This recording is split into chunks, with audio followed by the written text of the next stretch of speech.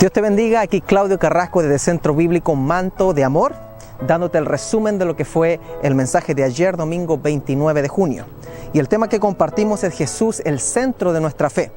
Es importante saber que Jesucristo es el centro del mensaje de tapa a tapa de la Biblia, desde Génesis hasta el Apocalipsis.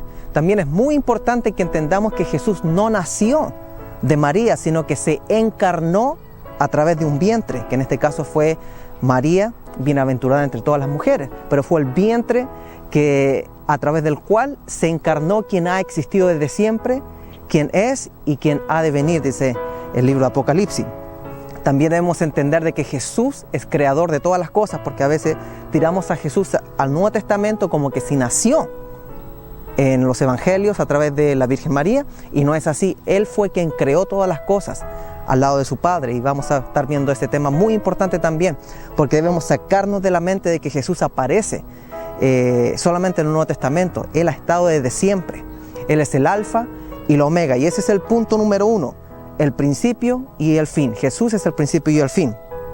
En Apocalipsis 1:8 nos dice que yo soy el alfa y el omega, dice el Señor, el Dios todopoderoso, el que era, el que es, el que era y el que ha de venir.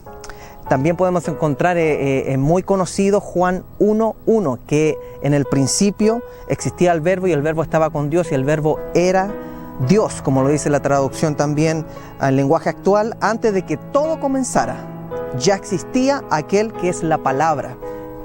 La palabra se reemplaza por el verbo, ya que muchas veces en el Antiguo Testamento, cuando se mencionaba la palabra, se referían a Dios mismo.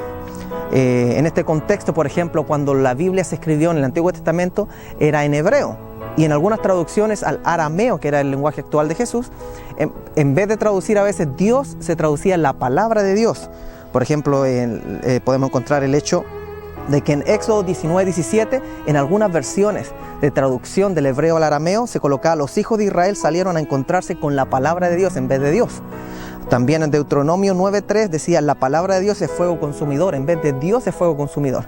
Entonces todo apunta de que el verbo, la palabra, ha estado presente desde el comienzo. Como dice Juan 1:1, en el principio era el verbo, y el verbo estaba con Dios y el verbo era Dios. Salmo 33, de 6 al 9 nos dice: por la palabra del Señor fueron hechos todos los cielos, y todo su ejército por el aliento de su boca.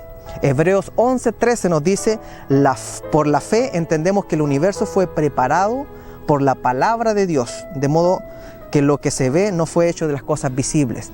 Dios es espíritu, y Jesús es espíritu también, que se encarnó en el Nuevo Testamento en un vientre humano. Dicho eso, podemos ir también a Juan 1:3, que nos da a entender que todas las cosas fueron hechas por medio de Él. ¿De quién? De Jesús.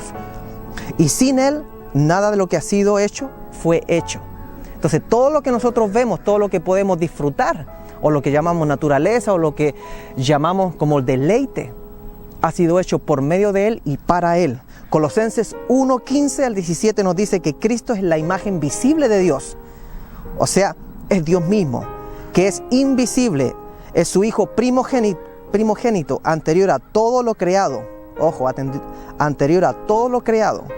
En Él Dios creó todo lo que hay en el cielo y en la tierra, tanto lo visible como lo invisible, así como los seres espirituales que tienen dominio, autoridad y poder.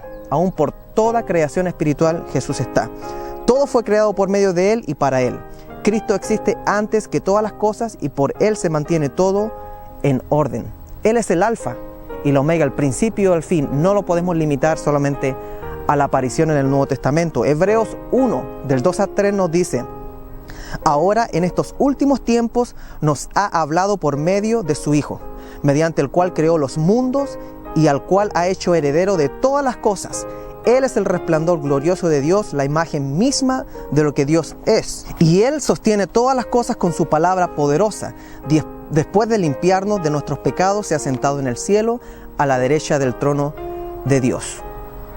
Queda muy en claro que Jesús no aparece en el Nuevo Testamento, ni su nacimiento es el comienzo de Él, sino que Él ya ha existido. Él no fue creado. Él aún estaba desde la fundación del mundo. Antes de que las cosas fueran creadas, vimos de que Él ya existía, y por Él fueron creadas y para Él. Número 2, Jesús es el centro de la profecía bíblica y la fuente de inspiración.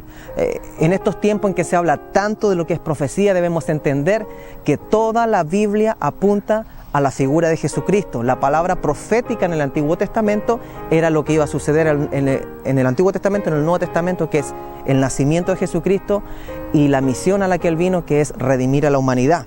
Desde Génesis, comenzando, podemos ver que ya comienza a verse la imagen de Jesucristo, cuando Dios dice que haré que tú y la mujer, hablándole a la serpiente, sean enemigas, pondré enemistad entre sus descendientes y los tuyos.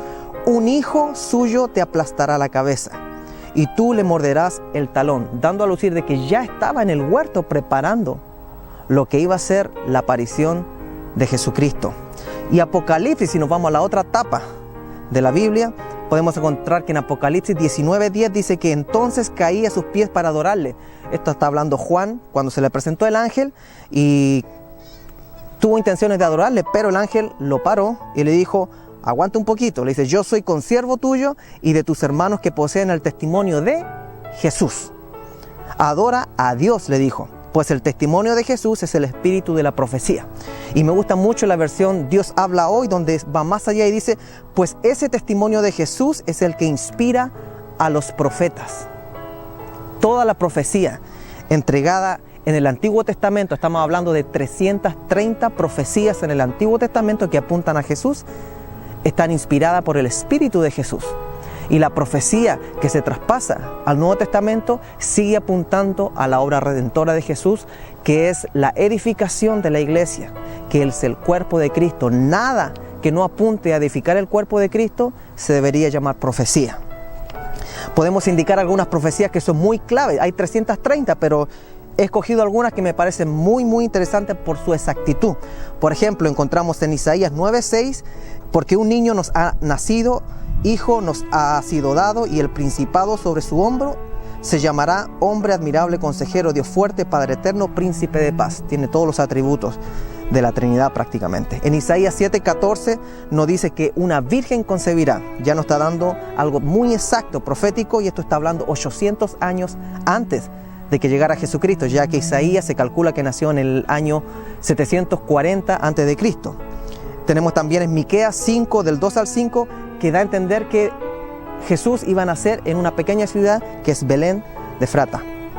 En Salmo 72, del 10 al 11, nos da a entender que reyes iban a ir a darle regalos. O sea, estamos hablando de detalles muy específicos en cuanto a Jesucristo. Él es el centro de la profecía, la intención principal de la Biblia, de tapa a tapa, Jesucristo.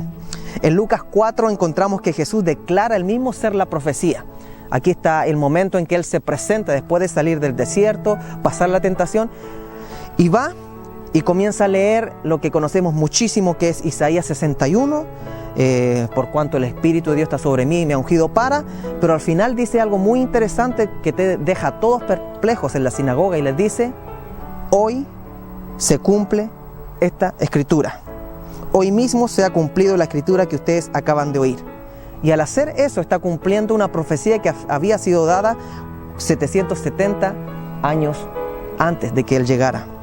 En Zacarías 9:9, alégrate mucho, hija de Sión, da voces de júbilo, hija de Jerusalén. He aquí tu rey vendrá a ti, justo y salvador, humilde y cabalgando sobre un asno, así sobre un pollino, hijo de asna. Exactamente lo que pasó en la entrada triunfal de Jesús a Jerusalén antes de ser crucificado. El Salmo 22 es algo tremendo, nos narra con gran exactitud la pasión, el padecimiento de Jesucristo. Yo le aconsejo que lo lean detenidamente y van a ver un montón de detalles que son tan específicos de cómo sucedieron las cosas 700 años después. Algo tan exacto como por ejemplo en el Salmo 22, en el verso 18, da a entender que se iban a repartir la ropa de Jesús. Y eso fue exactamente lo que sucedió. En el Salmo 34:20 podemos ver de que ya proféticamente se dijo que ninguno de sus huesos iba a ser roto, y exactamente sucedió eso, porque a los otros ladrones sí le rompieron los huesos de las piernas para que se asfixiaran y murieran. Era la forma en que ellos remataban a los que estaban crucificados, ya que de esa manera ya no podían sostener el aliento, porque caía todo el peso de su cuerpo sobre los pulmones y el estómago. También en Salmo 41, 9 da a entender de que un amigo lo iba a traicionar, alguien que comía con él, dice, y se ha vuelto en contra de mí. Detalles tan precisos. En el Salmo 61, 21 dice exactamente, y para mi sed me dieron a beber vinagre. Cuando Jesucristo estaba colgado, ¿qué es lo que dieron cuando él pidió agua? Vinagre. En Romanos 10, 14 es algo tan grande lo que dice, porque dice que el fin de la ley es Cristo, para justicia de todo el que cree. O sea, en el fondo lo que está diciendo, saben que hasta aquí llegó la ley, ahora ustedes no se van a regir por la ley, sino que se van a regir por la justificación que van a obtener a través de mi nombre y a través de mi sacrificio. Es el fin de la ley. Y alguno puede decir, pero hermano, ¿qué está diciendo? Es el fin de la ley. Jesucristo vino a terminar la ley porque Él es el fin de la ley y a darnos la justificación. Por eso Romanos 10:4 dice que el fin de la ley es Cristo, para justicia de todo el que cree. En Hechos 21-25 encontramos que el concilio en Jerusalén de los judíos que estaban tratando de aceptar a los gentiles que estaba ganando Pablo, se enfrentó a este problema de si es la ley suficiente, si hay que seguir practicando la ley. Y ellos llegaron a una sola conclusión después de mucho debate y de confrontamiento entre Pablo y Pedro. Y la única conclusión a que llegaron a los gentiles, o sea, nosotros los que no somos judíos, es que debían abstenerse de lo que es sacrificado a los ídolos, de sangre, de lo estrangulado y de fornicación. Eso no es un mandato de Dios, sino que esa es lo que ellos pensaron que debían seguir los gentiles. Entonces, el fin de la ley es Cristo, para justicia de todo el que cree, o sea, nosotros, y ahora nos regimos por la fe que es en el Hijo de Dios y todo lo que dice Jesús que debemos hacer. Dice, si me amáis, guardad mis mandamientos. Y para finalizar, número 3, Jesús es el autor y consumador de la fe. ¿Y por qué esto es uno de los puntos tan importantes? Es porque Hebreos 12:2 dice que puestos los ojos en Jesús, el autor y consumador de la fe, quien por el gozo puesto delante de él soportó la cruz, menospreciando la vergüenza, y se ha sentado a la diestra del trono de Dios. Me gusta la versión Dios habla hoy, que dice, fijemos nuestra mirada en Jesús, pues de él procede nuestra fe, de él procede nuestra fe. Que el problema más grande es que cuando nosotros apartamos los ojos de Jesús, nos apartamos de la fe. O sea, podemos seguir diciendo que somos evangélicos, cristianos, lo que quieran decir relacionado con Cristo, pero si no están clavados nuestros ojos en Jesucristo, ya nos apartamos de la fe. Y Juan 14:15 nos dice de que si ustedes me aman, obedecerán mis mandamientos. O sea, podemos decir que tenemos fe, pero si nuestros ojos no están clavados en Jesús y no estamos practicando sus mandamientos, entonces no le amamos. Muchas personas pueden decir, yo soy cristiano y tengo mucha fe. Pero Jesús dice, aprended de mí que soy manso y humilde de corazón y hallaréis descanso para vuestras almas, en Mateo 11:29. ¿Qué pasa con las personas que no son mansas, que no son humildes, pero dicen ser cristianas? Y no estoy hablando de un recién convertido que está en un proceso en donde su carácter está siendo moldeado a través de la palabra y del Espíritu Santo a la imagen de Cristo. Estoy hablando de personas que pasan años y no dan frutos ni dan testimonio de que son mansos y humildes. ¿Tendrán los ojos puestos en Cristo o tendrán los ojos puestos en la religión? Mateo 7:21 nos dice que no todo el que me dice Señor, Señor entrará al reino de los cielos, sino el que hace la voluntad de mi Padre que está en los cielos. O sea, si los ojos no están puestos en la voluntad de Jesús, que esa es la evidencia de que nosotros los tenemos puestos en Dios, entonces nosotros tampoco entraremos al reino de los cielos. ¿Y por qué es tan peligroso esto? Porque como vimos anteriormente, uno puede tener una fe y no ser salvo. No todo el que me diga Señor, Señor entrará al reino de los cielos, solamente el que clave los ojos en Jesucristo y busque desarrollar el carácter de Jesucristo. Mateo 22 del 34 al 40 es muy interesante porque los fariseos, en una de esas tantas que trataron de pillarlo con alguna pregunta difícil, le dicen a Jesús, ¿y cuál es el mandamiento más importante o el más grande? Y Jesús le responde algo bien interesante y le dice, y él dijo, amarás al Señor tu Dios con todo tu corazón, con toda tu alma y con toda tu mente. Este es el grande y el primer mandamiento, y el segundo es semejante a este, amarás a tu prójimo como a ti mismo. De estos dos mandamientos dependen toda la ley y los profetas. O sea, si tenemos nuestros ojos puestos en Jesús, que es el autor y consumador de la fe, vamos a entender de que lo que Jesús quiere es que amemos al Señor con toda nuestra mente, nuestro corazón, nuestra alma, y amemos a nuestro prójimo como a nosotros mismos. No hay otra forma. Cualquiera persona que piense que tiene una fe muy grande en el Señor, pero no ama a su prójimo con actos, o no ama a Dios con todo su corazón y su alma, entonces simplemente tiene los ojos clavados en cualquier otra cosa que no es el autor y el consumador de la fe. Lo otro bien interesante de esto es que cuando le quitamos los ojos a Jesús, comenzamos a hacer tonterías. Y usted dirá, hermano Claudio, ¿cómo que empezamos a hacer tonterías? Pues no lo digo yo, lo dice Gálatas 3:1. Se le pronuncia Pablo a los Gálatas y le dice: ¡ay, Gálatas tontos! En una versión que estoy leyendo, ¿quién los ha hechizado? Pues el significado de la muerte de Cristo se les explicó con tanta claridad como si lo hubieran visto morir en la cruz. ¿Qué está sucediendo aquí?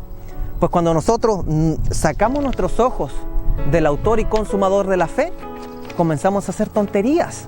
Comenzamos a menospreciar el sacrificio de Jesucristo en la cruz, y a veces tratamos de irnos de vuelta a la ley, o a veces tratamos de ir a doctrinas que no son lo que Jesucristo ha esperado que nosotros sigamos. Por ejemplo, en 2 Tesalonicenses 2:15 encontramos de que se nos dice que tenemos que estar firmes y conservar las doctrinas que os fueron enseñadas, ya de palabra o por carta. O sea, tiene que haber una firmeza en tener los ojos puestos en el autor y consumador de la fe. ¿Por qué? Porque entonces comenzamos a hacer tonterías. En 1 Corintios 4:6 nos dice: esto, hermanos, lo he aplicado en sentido figurado a mí mismo y a Apolos por amor a vosotros, para que nosotros aprendáis a no sobrepasar lo que está escrito, para que ninguno de vosotros se vuelva arrogante a favor de uno contra otro. O sea, no debemos ir más allá de lo que dice la palabra. Y hoy en día hay tantos ministros que comienzan en la palabra, pero terminan, parece, en la guerra de las galaxias.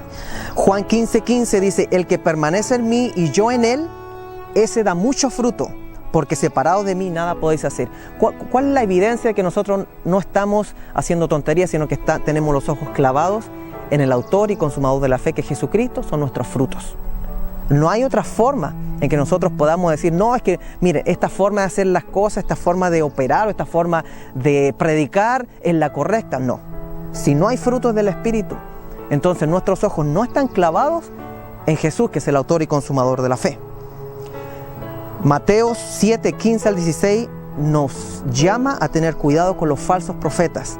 Dice que vienen a vosotros con vestidos de ovejas, pero por dentro son lobos rapaces. Por sus frutos los conoceréis. O sea, personas pueden llegar diciendo saber o diciendo tener respuesta a su forma de hacer, vivir el Evangelio, pero en el fondo lo que están haciendo es engañando a la iglesia, y la forma de descubrirlo es ver si tienen frutos en ellos mismos.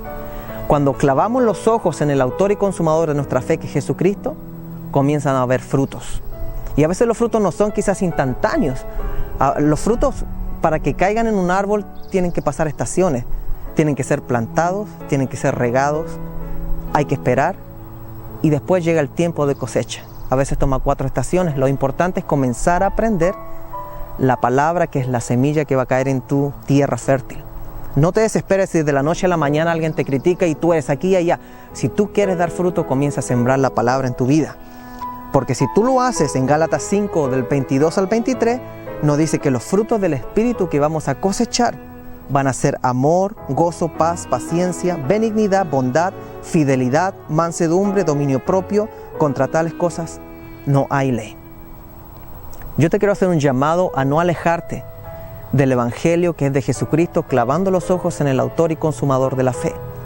No es necesario tomar ninguna otra referencia, sino quedarnos en la figura de Jesucristo para nosotros poder decir fielmente de que somos seguidores de Cristo y cumplir con el llamado que Él nos dejó, que es ir por todo el mundo y predicar la palabra. Que Dios te bendiga. Te esperamos en Centro Bíblico Manto de Amor todos los domingos a las 2 de la tarde.